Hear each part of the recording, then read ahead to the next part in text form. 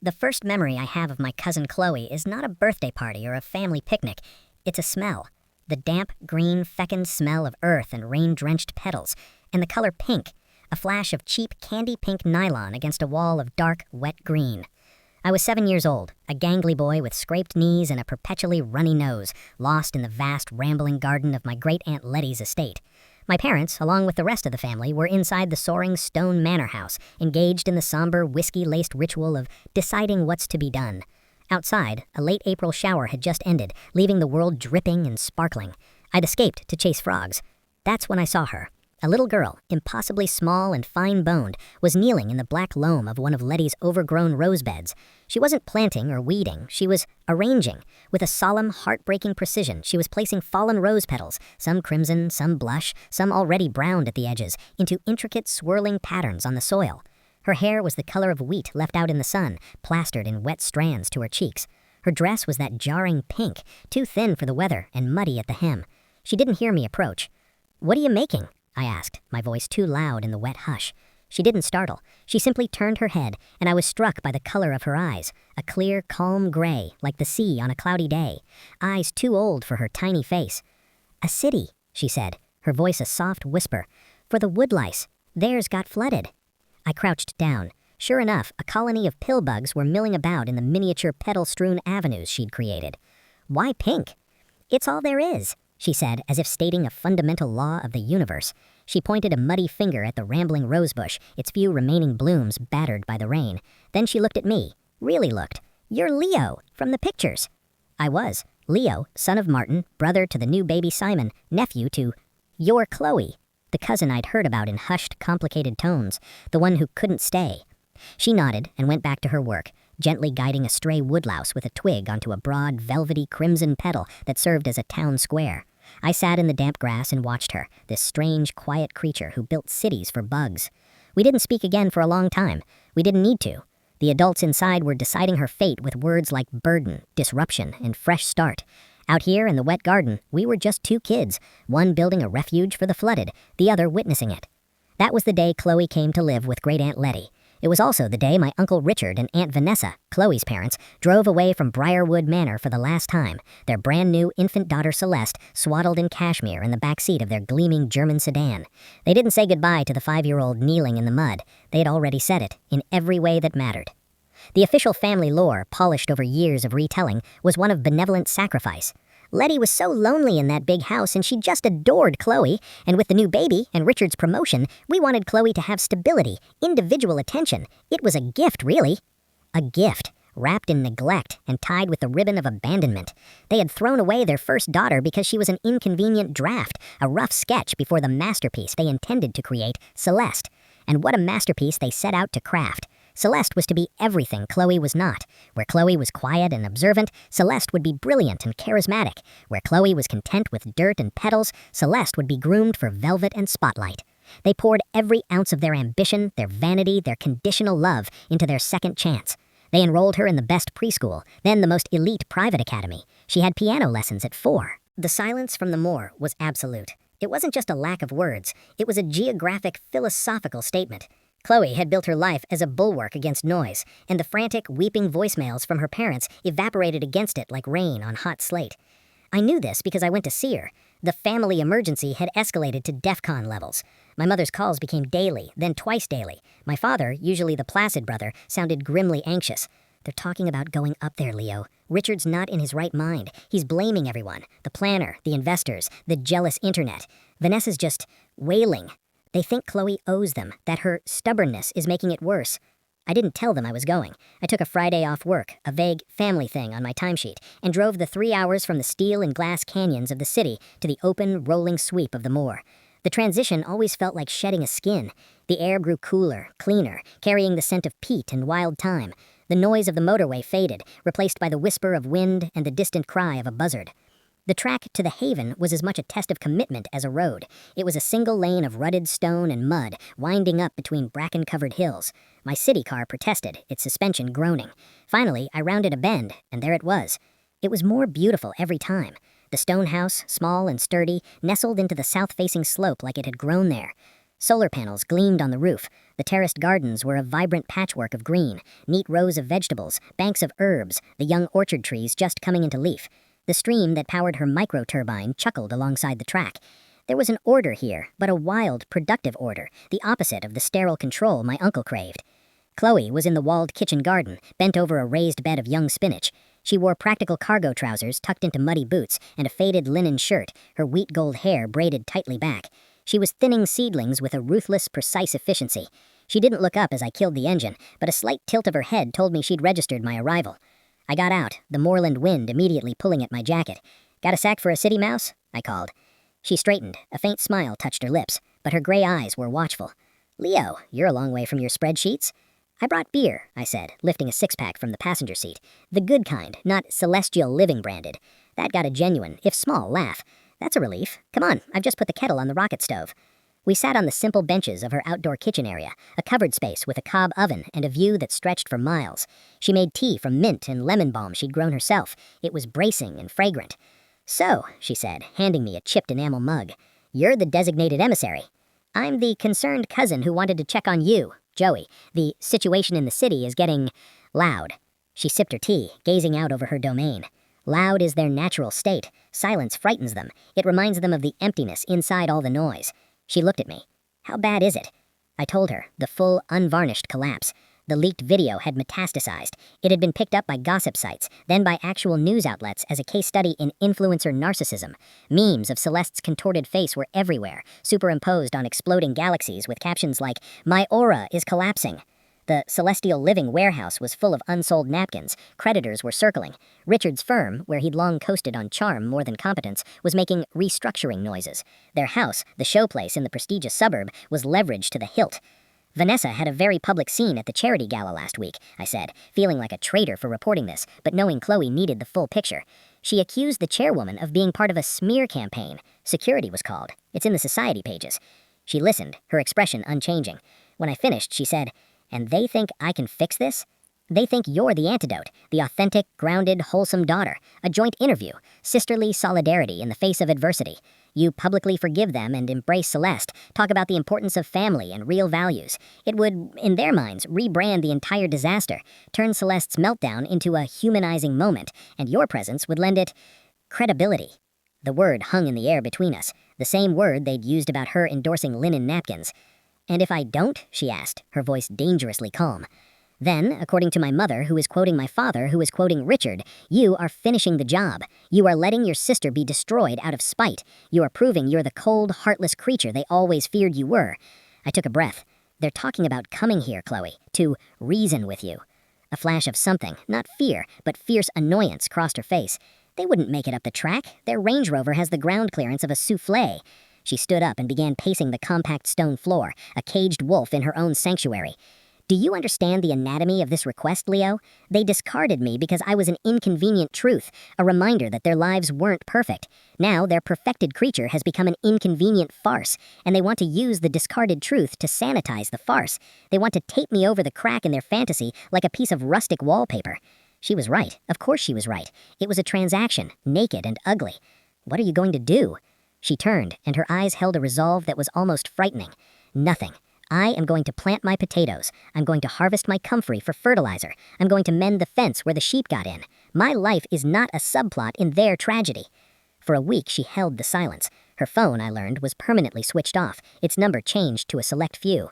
The landline at Briarwood, which Letty still answered with a crisp yes, fielded the increasingly desperate calls. Letty, to her credit, was a fortress. "Chloe is not available," she would say, and hang up. She had long ago lost patience with her nephew's family.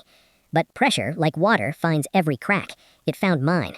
I was back in the city, trying to lose myself in stress calculations for a downtown high-rise, when my desk phone rang. It was my father.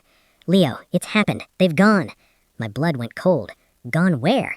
"To Briarwood. Richard and Vanessa. They left this morning. They're going to use Letty to get to Chloe. They think if they can just talk to her, face to face." He sounded exhausted. "Your mother's a wreck. I tried to stop them, but Richard's not listening. He's talking about parental rights and moral duty." Parental rights. The words were an obscenity. "They have no right. They gave them up with the garden soil." "I know, son. I know. But they're my brother, and they're breaking."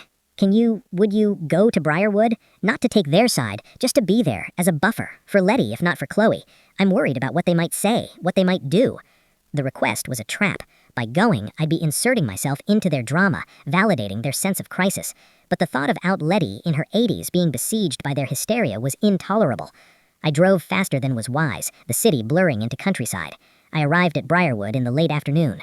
The great stone manor looked serene, timeless, but on the gravel sweep in front, looking as out of place as a spaceship, was a glossy, oversized black Range Rover. I heard the voices before I reached the front door, raised, strained, coming from the morning room. "You have a responsibility, Letty." That was Richard, his usual smooth baritone shredded into a frayed wire of panic.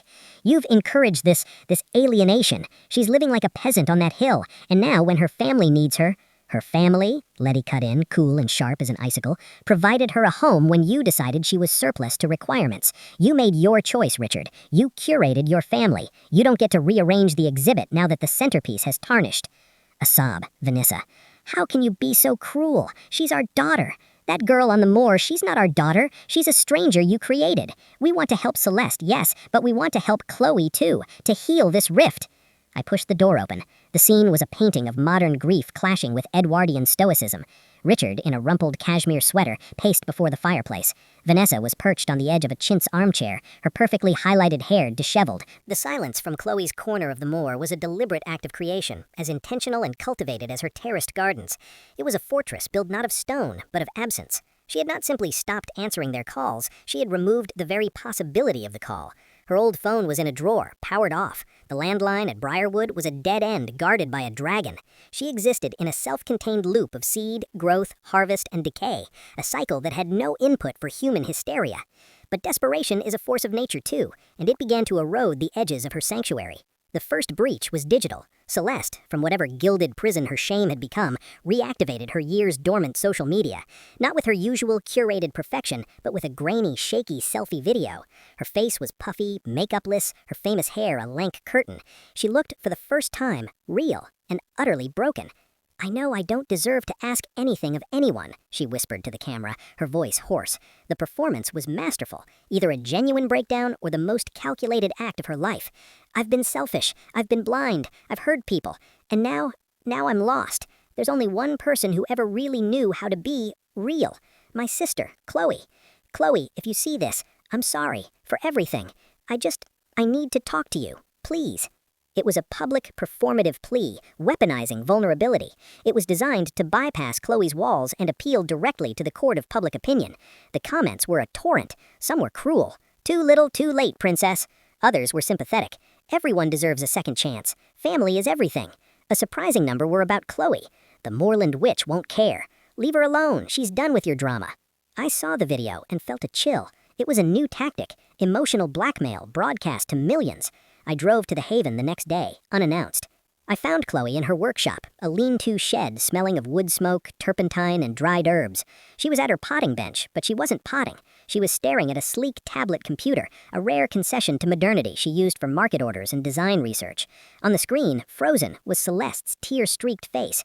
She looked up as I entered, her expression unreadable, but there was a new tension in the line of her shoulders. "You've seen it," I said. "It was forwarded to me by 3 separate people who thought I should know," she said, her voice flat. She tapped the screen, and the video played again, Celeste's whispered plea filling the quiet shed. She watched it with the detached interest of a botanist studying a peculiar fungus. When it ended, she swiped it away. "Interesting strategy. Abandon the tower, play the victim in the rubble, invoke the one person whose authenticity is unimpeachable to validate your newfound realness." "She looks genuinely terrible," I offered, though I hated giving Celeste any quarter. Genuine distress and performative distress utilize the same physiological responses. The difference is in the audience. Her audience is the world. Mine is these Alyssum saxatillae. They don't care about tears. They care about sunlight, drainage, and not being overwatered. Her fingers, steady and precise, pricked out a seedling and transplanted it. But the digital siege was only the opening volley. The physical invasion came 2 days later. I wasn't there. I heard it from Chloe later, her voice like chipped flint as she recounted it over a crackling phone line. She'd acquired a basic mobile for emergencies, and I was one of 3 numbers on it. They came at dusk, the golden hour that usually set the moor ablaze in a peaceful glow. The black Range Rover, looking even more alien and aggressive on the narrow track, ground its way up until it could go no further, blocked by a simple but stout 5-bar timber gate Chloe had installed across the track where it entered her land. A sign, hand-painted on reclaimed slate, read, "Private, no through road." Richard and Vanessa got out.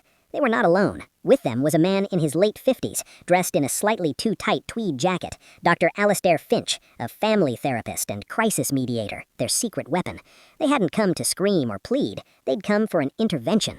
Chloe saw them from the house. She had been straining yogurt. She watched them through the window, her hands stilling. She didn't panic. She finished her task, washed her hands deliberately, and walked out to meet them at the gate. "Chloe, darling," Vanessa began, her voice tremulous with manufactured warmth. "We're so sorry to just arrive like this. We were so worried." Richard stood stiffly, his jaw working. The therapist offered a practiced, benign smile. Chloe stopped 10 feet from the gate, not opening it. She wore her work clothes, her hands tucked into the pockets of her waxed jacket. She said nothing. "This is Dr. Finch," Vanessa plowed on, gesturing to the tweed-clad man. "He's been helping us navigate this terrible time. We hoped he could help us all talk, as a family. There's been so much pain, so many misunderstandings." Dr. Finch took a step forward, oozing calm authority. "Chloe, is it? A pleasure. Your parents have been telling me about you, this remarkable place you've built." He gestured expansively at the terraces, the house, as if it were a quaint museum exhibit. "It's clear you're a very capable, independent young woman, but independence can become isolation, and in times of family crisis, isolation can be a wound that keeps us from healing." Chloe's gaze shifted from her mother to the therapist. Her gray eyes were cool, assessing. "Are you registered with the British Association for Counseling and Biopsychotherapy, Dr. Finch?" He blinked, thrown. My practice is more holistic, integrative. So that's a no," she said softly. She looked back at her parents. "You brought an unaccredited therapist to my home to pathologize my refusal to participate in your public relations salvage operation. Is that correct?" Richard's composure cracked. "For God's sake, Chloe, this isn't about PR. Your sister is ill. She needs help. We need to come together." "Celeste's illness is a direct result of the ecosystem you cultivated. You fed her on admiration and entitlement until she grew too large for any pot but the world stage.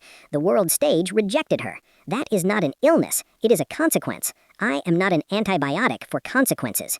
Vanessa let out a choked sound. Dr. Finch tried again. "The language of blame is so destructive, Chloe. We're here to move past blame, to find a path forward. Your sister expresses a deep desire to reconnect with you. That's a powerful starting point for healing." "Is it?" Chloe asked. "Or is it a strategic pivot? When the persona of perfection failed, the persona of humbled seeker is deployed.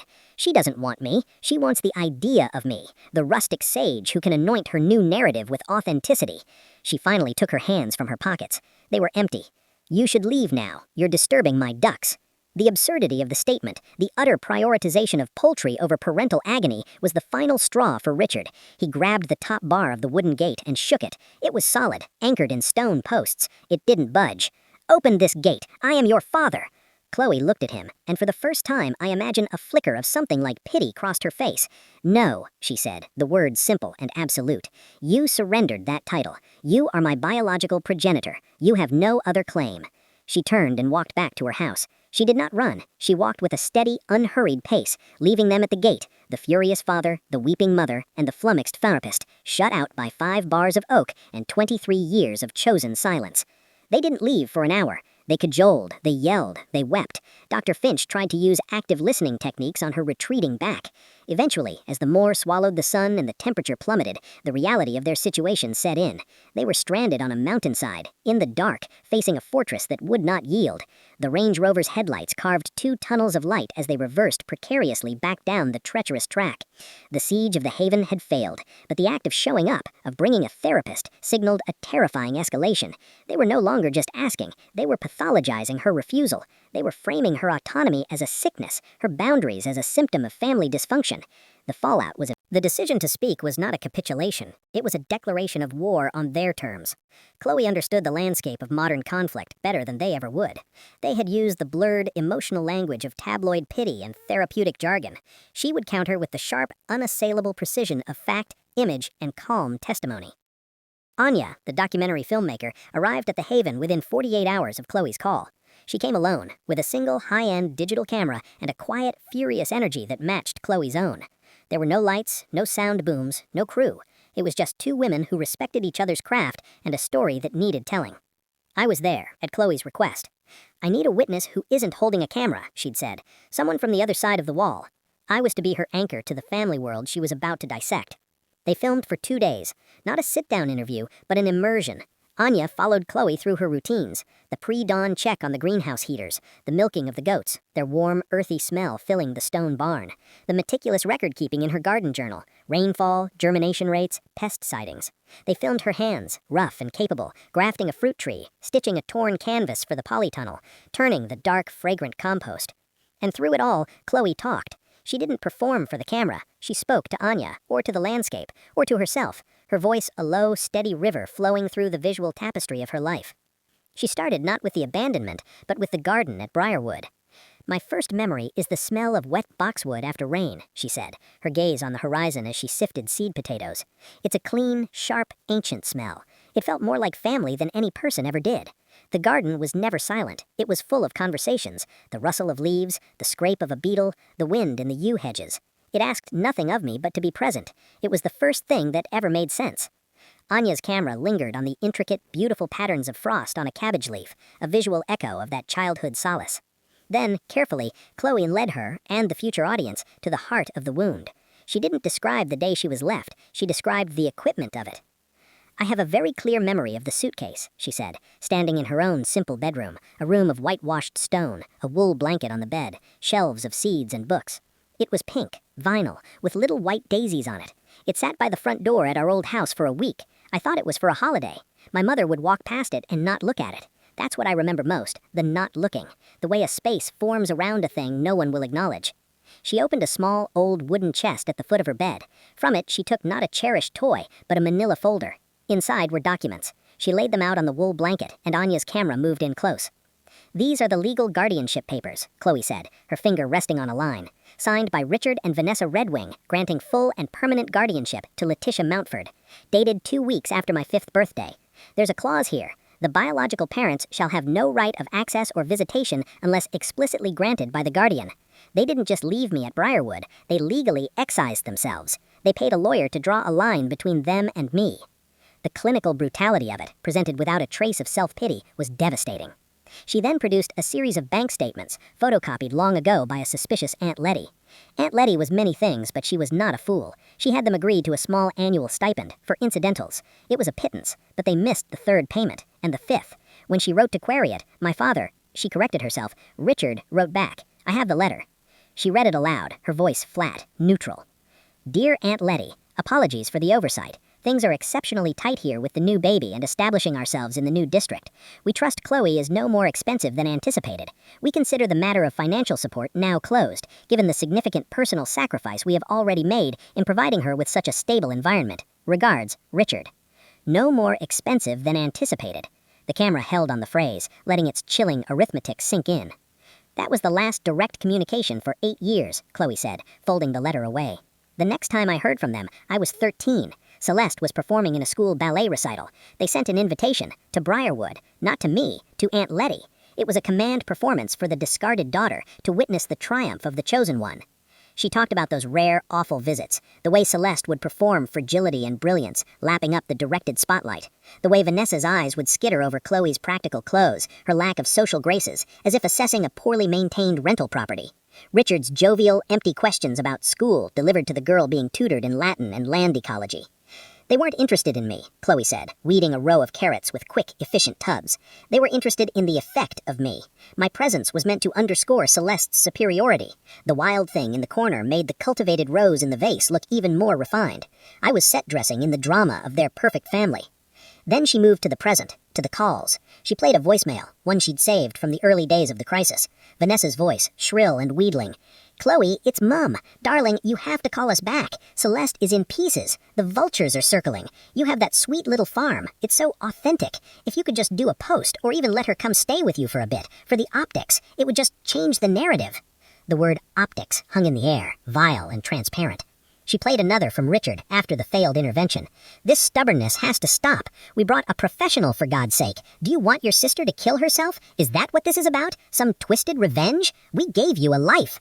"We gave you a life." The camera cut to a wide shot of the haven at sunset, the terraces glowing, the house a sheltering stone against the vast, beautiful sky, a life she had built with her own hands from the rubble of their rejection. Finally, Chloe addressed the newspaper article directly. She held the printout, her expression of pure, analytical disdain. He speaks of a heart around my heart. He's right, but he built it, brick by brick. The first brick was the pink suitcase by the door. The last brick was the therapist at my gate, hired to diagnose my healthy boundaries as a disease. She looked directly into the lens, her gray eyes clear and unforgiving. This isn't a story about a family rift. It's a story about accountability. They created a performance of a life for my sister, and it collapsed under the weight of its own artifice. Now, instead of facing that failure, they are trying to conscript me into a new performance. The estranged daughter returns. I will not perform for them. My life is not a subplot. My heart is not a set piece, and my silence was not a pathology. It was peace. A peace they are now trying to destroy because they can no longer bear the sound of their own emptiness. She put the article down. The interview is over. Anya stopped filming. For a long moment, the only sound was the wind. The resulting film was not a documentary in the traditional sense. It was a 38-minute piece titled simply The Source. It was released not through traditional media, but on Anya's Vimeo channel and a dedicated website. There was no press release, no promotional campaign. Anya simply posted a link on her social media with the caption, "A response." It was a tactical nuclear strike. The film went viral in hours. It was picked up by major news outlets, not in the lifestyle section, but in culture, in commentary. It was dissected, debated, championed. The raw, unmediated power of it was undeniable. Here was not a distorted quote in a newspaper, but the woman herself, in the context of the life she had made, delivering a forensic dismantling of the narrative built around her. The public reaction was a tsunami that washed away the previous sympathetic framing. The heartbroken father was now the legally absolving parent. The humbled influencer sister was the performance artist of distress. Chloe was no longer the heartless hermit. She was the avenging botanist, the philosopher of the soil. The comments under Celeste's video turned into a rout. "You and your parents are monsters. Leave that amazing woman alone." Hashtag Team Chloe trended. Memes were made of Richard's "no more Silence returned, but it was a different silence. The silence after a storm, not the quiet before it. The air felt scoured clean, holding only the honest sounds of wind, water, and birdsong. The digital firestorm had burned itself out, leaving behind a landscape of ash and clarity. Chloe's film, The Source, remained online, a permanent, unimpeachable monument to the truth. It was no longer trending. It had become a reference point, a case study in resilience and the perils of parental narcissism. For weeks, there was nothing from the other side. No legal threats, no weepy voicemails, no manipulative social media posts. It was as if Richard, Vanessa, and Celeste had been digitally and emotionally erased. I learned through the brittle, hushed conversations of my parents that they had, in fact, retreated physically. They'd left the city, putting their leveraged house on the market at a loss, and moved to a rented cottage in a nondescript coastal town, a form of hiding. The spotlight they'd craved for Celeste had become a scorching interrogation lamp, and they had fled its beam. Chloe, meanwhile, did not celebrate. She simply returned, with a profound and focused intensity, to her land. The confrontation had cost her energy, and the land demanded its due. There were late frosts to guard against, lambing to supervise in a neighboring farmer's flock for barter, and the endless, gentle tyranny of spring planting. I visited often, and the rhythm of her days was a healing balm after the family's histrionics. It was on one of these visits, nearly 2 months after the film's release, that the past found a new, quiet way to knock. A small, padded envelope arrived at Briarwood, addressed to Chloe in a looping, feminine handwriting that was neither Vanessa's sharp script nor Celeste's practiced calligraphy. Aunt Letty, ever the gatekeeper, brought it to the haven.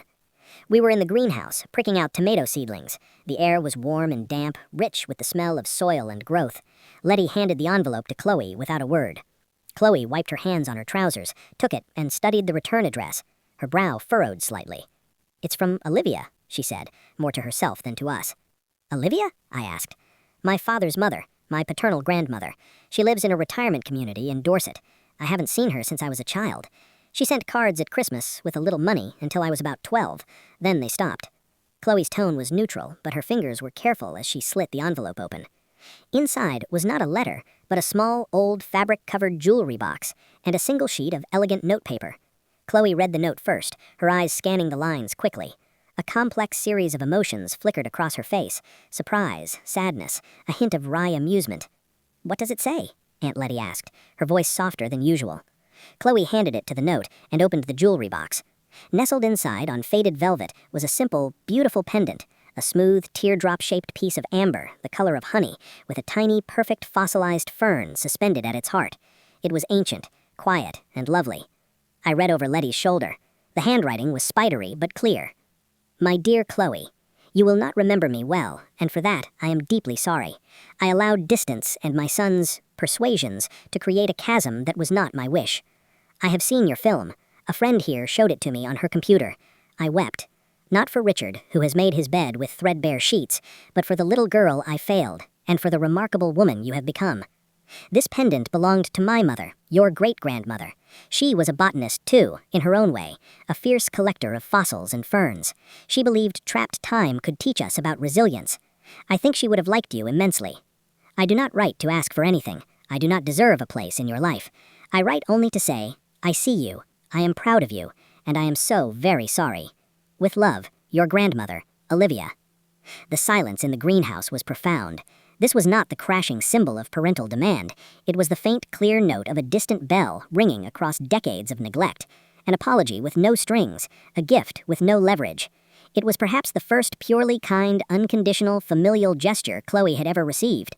She picked up the pendant, holding it so the greenhouse light caught the golden amber and the delicate, eternal fern within. She didn't put it on. She just held it, her thumb stroking the smooth surface. Will you write back? I asked gently. She thought for a long moment.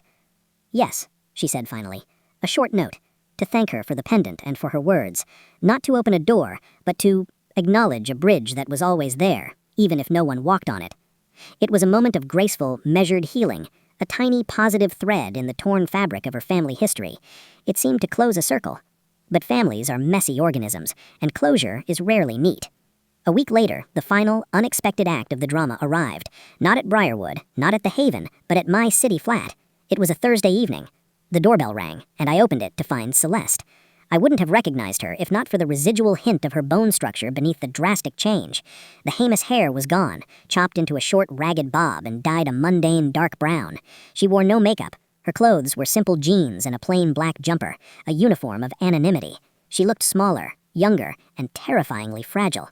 The performative vulnerability was gone. This was the real, hollowed-out thing. Leo, she said, her voice a scratchy whisper. Can I come in? Just for a minute? I'm not here to cause trouble. Stunned, I stepped aside. She walked in, hovering just inside the doorway as if afraid to commit to being indoors. I'm not with them, she said quickly, as if reading my suspicion.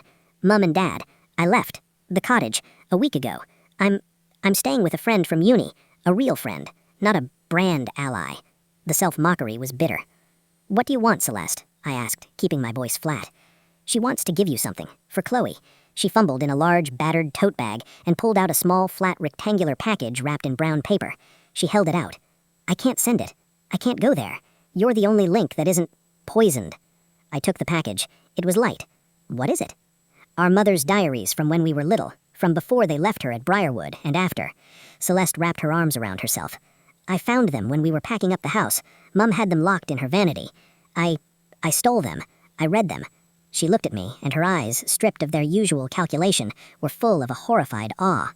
She was jealous of her, Leo. From the moment Chloe was born, she wrote about it. This quiet, watchful baby who didn't need constant validation, who was content. It infuriated her. And then when I came along and I was loud and demanding and mirrored her need for attention, it was like she'd been given a second chance to create a version of herself she could love. The revelation was grotesque, but it made a terrible sense. Vanessa hadn't just discarded an inconvenient child, she had rejected a quiet rebuke to her own needy soul. Dad went along with it because it was easier than fighting her, and because he saw a chance to build a legacy with me as the centerpiece. Celeste's voice broke. I was their doll, and they dressed me up and posed me until I believed I was the doll, until I forgot there was a person inside. The meltdown, that wasn't the real me breaking, that was the doll breaking, and there was nothing real left inside to pick up the pieces. She was crying now, silent tears tracking through the absence of makeup. I'm not asking for forgiveness. I don't deserve it from Chloe. I thought she should know that it was never about her. It was about the empty space in them that she couldn't fill, and that I was forced to try to fill, until I became empty too. She took a shivering breath. I'm going to try to get a real job, in a bookstore or something quiet, and I'm going to try to find out who Celeste is, without the branding, without the performance. It will probably be someone very small and very boring, and that's okay. She turned to leave. Celeste? I said. She paused.